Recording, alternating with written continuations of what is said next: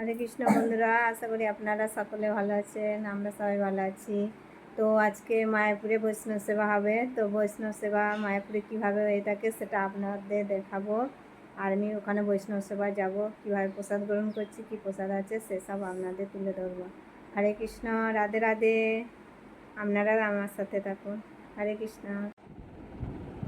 তো এখন আমি ভগবানকে ভোগ লাগিয়েছি, কারণ কোথায় গেলে প্রসাদ পেতে গেলে আগে ভগবানকে ভোগ লাগাতে হয়। ঘরে ভগবানকে ভোগ লাগিয়ে তবেই যেতে হয়। তো আমি ভোগ লাগানোর পর গোপালদের আমি শয়ন করে দিয়েছি। যাওয়ার আগে শয়ন করার পর আমি চলে এসেছি মায়াপুরে মন্দিরের কাছে। মন্দিরটা খুব সুন্দর দেখাচ্ছে, কারণ আজকে আকাশ খুবই পরিষ্কার আছে। আর কিছু ভক্ত এখানে রয়েছে, প্রসাদ পাচ্ছে। তো প্রসাদ পাওয়ার পর আমি এই রাস্তা দিয়ে চলে যাই। এই রাস্তা দিয়ে আসার পর এখানে যে বৈষ্ণব সেবা হচ্ছে, এখানে আসার পর দেখি মাতাজিরা সব বৈষ্ণব সেবা করার জন্য তৈরি হয়েছে। আর প্রভুজিরা সব প্রসাদকে নিয়ে আসছে। একদিকে মাতাজিদের লাইন, একদিকে প্রভুজিদের লাইন। বৈষ্ণব সেবা হওয়ার আগে থালা পাতা সব পরিষ্কার করে রাখা হচ্ছে, যাতে তাড়াতাড়ি করে সেগুলো দেওয়া হয়, ব্যবস্থা আগে করে করা হচ্ছে। এখন মাতাজিরা দুটো লাইন আছে আর প্রভুজিরা একটা লাইন আছে। এখানে জলেরও ব্যবস্থা আছে। এখানে আমার ছেলে এখন প্রসাদ পেয়েছে, বসে আছে।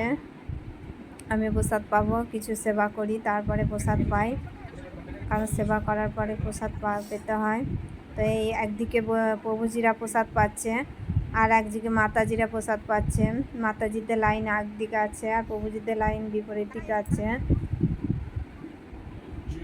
তো আমি প্রসাদ পাওয়ার পর চলে আসি ভগবত কথা। এখানে অনেক ভক্তরা এখানে কথা শুনছে।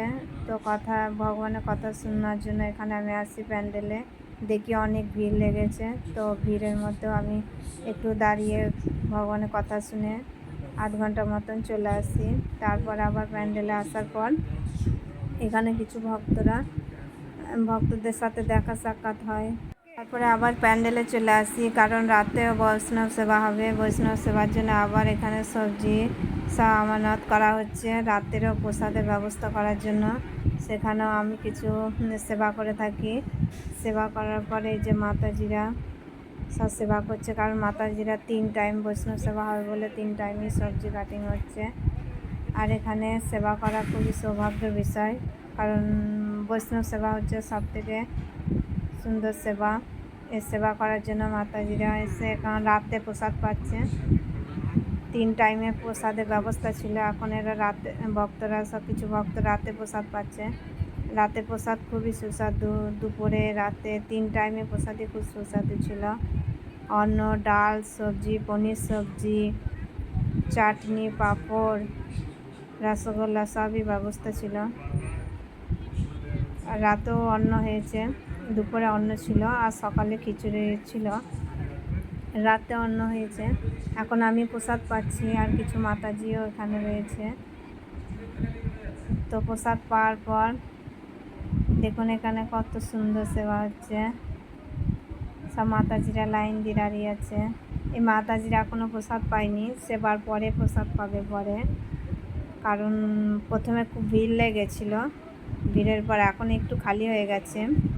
তো প্রভুজিরা এখন যারা প্রসাদ বিতরণ করছিলেন তাদের প্রসাদ পাবেন, কারণ প্রসাদ পাওয়ার পর সবাইকে প্রসাদ দেওয়ার পরই তবেই প্রসাদ পেতে হয়। তারপরে প্রসাদ পাওয়ার পর আমরা এখানে থালাটা ধুয়ে নিই আর এখানে থালা ধোয়া। তো ভিডিওটা যদি আপনাদের ভালো লাগে তাহলে অবশ্যই লাইক এবং শেয়ার করবেন আর ভিডিওটাতে সাবস্ক্রাইব করে রাখবেন। হরে কৃষ্ণ, রাধে রাধে, হরি বল।